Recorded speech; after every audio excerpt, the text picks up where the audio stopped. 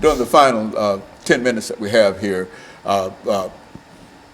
let's start off, Mr. Allen, by talking about this issue of gentrification and the impact that it has on Nashville itself, and then you'll have 3 minutes and you'll have 3 minutes.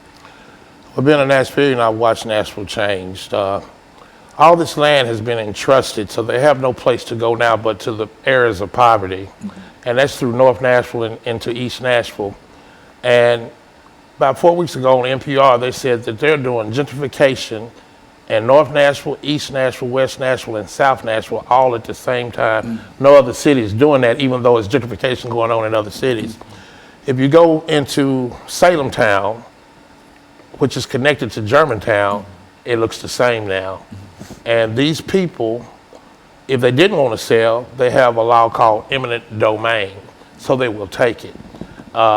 North Nashville, they are building all kind of condominiums up and down Jefferson Street. They were getting ready to try to put a police station there, and they're taking it one step at a time.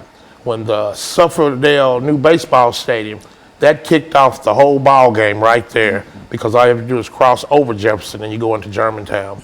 And we see it, and it's like the preachers aren't preaching about it or talking about it, and the people act like they don't understand what's going on. And it's just really not a proper way of really calling this a it city, because it's not an it city, because everybody does not have a place to live, to call sanctuary, call a home. And so what we're saying, Mr. Rodriguez, in a real sense, that while we might talk about gentrification, this really has an impact upon the lives of folks who are in those areas. And I would imagine one of the solutions might be is to provide some kind of housing for the folks who are displaced. Is that what we're saying here? Yeah,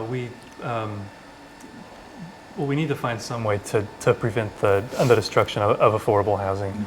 And one reason is because it affects African American communities in particular very hard, and that's one reason why that after 1980, African Americans have been disproportionately homeless.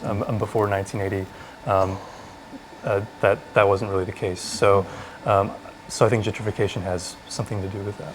So that no matter how old the structure might be, when you remove the structure, the house itself, no matter what the conditions might have been in that house, the people still had a place to go. And when you remove the house, the people no longer have a place to go, and they are literally homeless. I guess this is what we talk about, the destruction of the homeless population. Is that what we're talking about? Yeah, it used to be a lot more common to have single room occupancy homes, different, like really lower quality homes. While not ideal, they were still something. But as urban renewal has really taken flight, that kind of housing has been destroyed in a lot of cities. Well, Mr. Lester, in view of the fact that everywhere you look, you see some kind of skyscraper going up in Nashville, which is to say that we have the ingenuity to build as many of these things as we possibly can and as fast as we possibly can. Cannot there be some kind of agreement that we can develop at least one or two of these large structures, homeless kind of structures that will allow for some of the individuals who are made absolutely homeless to have a place to lay their heads at night? Well, you point to the building of these buildings. A large part of this is tax finance. They give tax breaks to large developers, over $300 million during the period of Carl Dean, to build these places that, the theory, I suppose, is that the prosperity will trickle down. Unfortunately, it really has not trickled down. Poverty has increased dramatically in Nashville. It's, as I said, 1 in 5 now, including 35,000 children. And yes, there should be money available to build affordable housing. Now, we're not so interested in seeing it concentrate. I work with NOAA's Affordable Housing Task Force as well as a voice. And we don't really want to see it concentrated in large projects, but units spread throughout the city so as that to break up the concentrated poverty.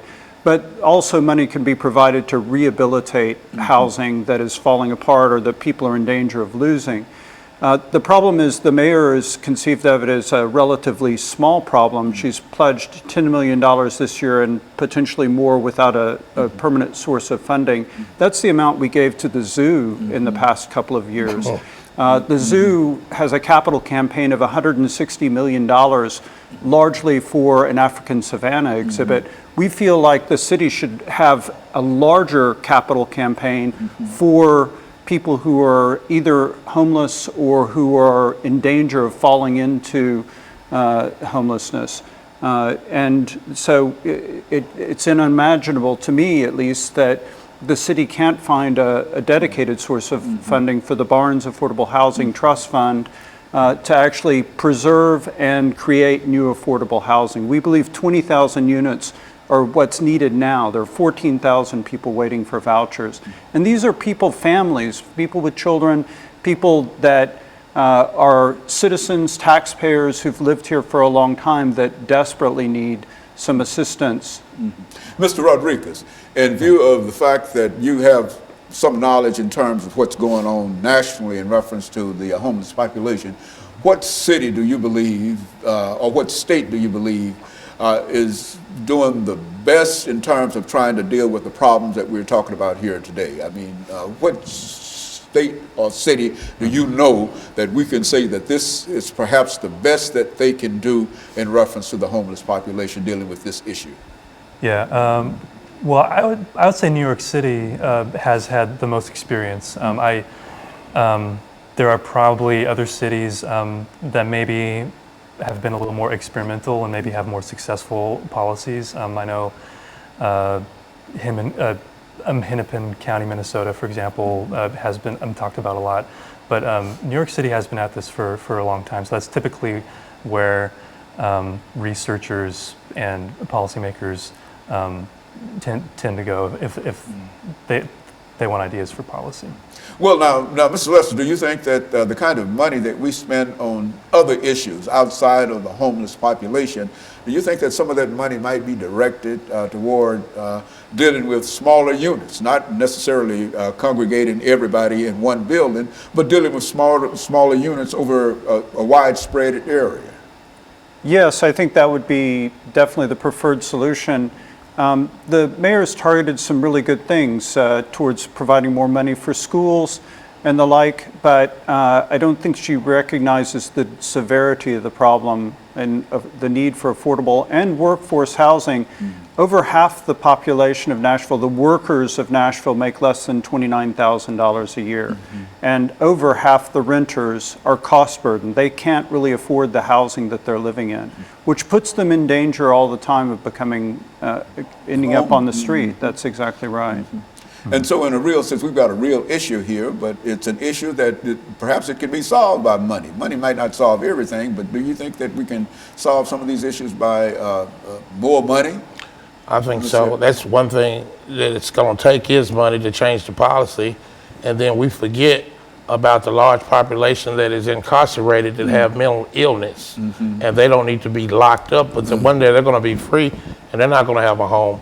And the question that you asked Mr. Rodriguez earlier, if you look at Sacramento and Pasadena and Buffalo, they're doing a great job as far as eradicating homelessness right now. And so you would suggest those might be some issues, some areas that we might look in terms of policymakers and etc. And we're running out of time here, but let me thank the three of you for bringing that excellent information, because I think it gives us all, at least it gives me a better understanding of what's going on, because wherever